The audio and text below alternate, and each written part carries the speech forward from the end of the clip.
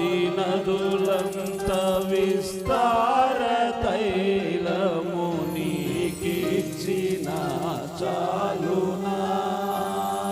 స్వరమెత్తి గర్భఫలమైన నా జ్యేష్ఠ పుత్రుని నీకిచ్చిన చాలునా. హృదయపూర్వకంగా పాడతావా? గర్భఫలమైన నా జ్యేష్ఠ పుత్రుని నీకిచ్చిన చాలునా.